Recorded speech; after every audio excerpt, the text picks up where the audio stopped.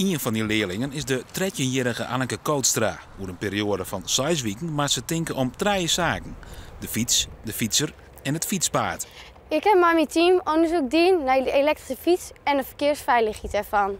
Daaruit is gekomen dat vooral ouderen op elektrische fietsen fietsen en dat ze volle sneller gaan dan een gewone fiets. En hoe is het zelf fietsen? Het is veel te schrik als in een regen een beetje was drukt of zo. Het gaat volle sneller als een gewone fiets.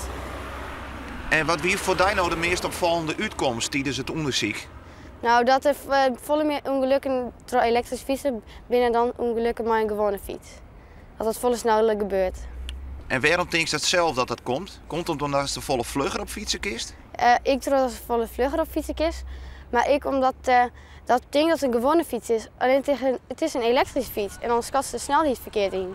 Het binnen maar een paar van de ondervindings die de leerlingen op DNH. Het fietsersboen is blijd met het onderzoek. Er is al net een soort bekend door het gebruik van de elektrische fiets in het verkeer.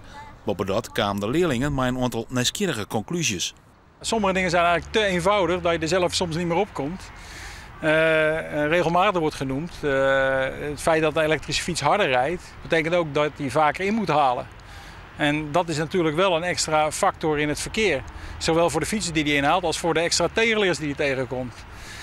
Ja, zoals zij noemen, allerlei ontwerpen. Met name wat wij natuurlijk ook al tijden zeggen, van maak fietspaden wat breder. De Belangenvereniging voor Fietsers kent de uitkomsten broeken als de bijgelijks nieuwe fietspaden online willen matten. En Anneke, die geniet nog even van het elektrische fietsen. Al zal ze eerst wel weer naar huis matten, maar haar eigen gewone fiets.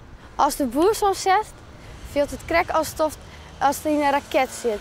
En een boost in de regen.